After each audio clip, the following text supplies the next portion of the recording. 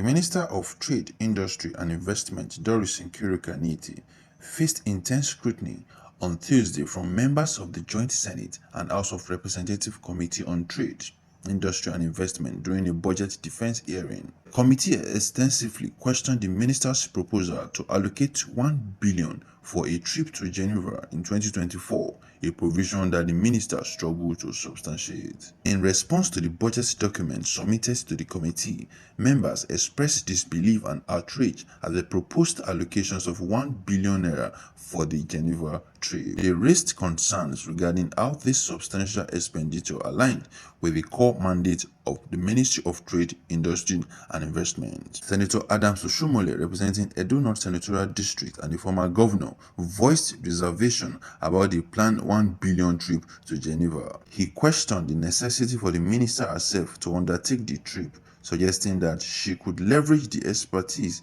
of her staff to achieve the intended objectives without incurring such significant expenses. Senator Oshiomhole further criticized the proposed trip as an irresponsible use of taxpayer money, urging the minister to explore a more cost-effective method to accomplish our goals. But there is one major thing that I've seen in all the committees that I've attended, and this is something the Senate has to look at.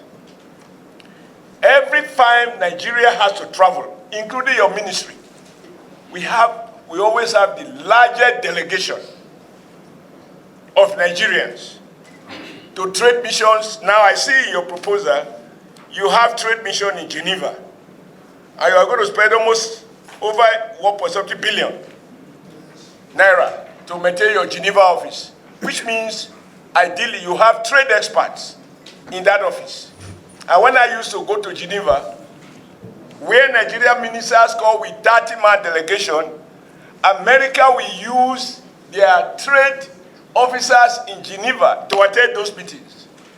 They are just pure technical people. In Nigeria, the minister will lead the delegation, and by the time you multiply now, I don't know what the extra code is now, times 1,000, whatever it is, you'll find that ministers in trying to help put their people on trips, they don't attend the meetings, and they spend most of that time shopping at the expense of taxpayers. Addressing the minister, Senator Oshiomhole accused her of inadequate efforts in promoting the nation's interests and demanded details on the country's trade balance with other nations. He inquired whether the ministry had formulated strategies to enhance export and curtail import, thereby improving national trade equilibrium. The senator's probing questions were evidently aimed at highlighting what he perceived as the minister's lack of progress in advancing the country's trade interests. What is the balance of trade between Nigeria and China? What is the balance of trade between Nigeria and countries under the European Union?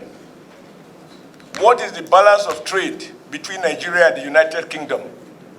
Most of our major trading partners. And when I talk of balance of trade, delete oil. The other one is an international product. So that we can appreciate how much we have gained in terms of giving all the money we spent over the years on export promotion and all the institutions we've set up, whether they are banks, they are commission, whatever they are, so that it will give us a window whether we are not just throwing money away. We probably have far more institutions, whether financial institutions or other commissions, with the one primary objective to promote export. Earlier, the minister had presented the 2024 budget proposal to the Joint Committee on Trade, Industry and Investment, emphasizing its roles in fostering economic growth and national development. I'm delighted to be here today to present the 2024 budget by the Ministry of Industry, Trade and Investment. I am delighted to be before you, distinguished senators and House members. The 2024 budget of the ministry is made up of selected projects and programs designed to stimulate economic growth and national development. These projects and programs are also intended to fast-track the attainment of the renewed hope agenda in the Industry, Trade and Investment Ministry. The ministry remains committed to achieving its vision of promoting economic growth, creating jobs and generating wealth, as well as formulating and implementing policies and programs that will attract both foreign direct investment and increase the local participation by local industries, boost industrialization, increase trade and exports, and also encourage development of enterprises.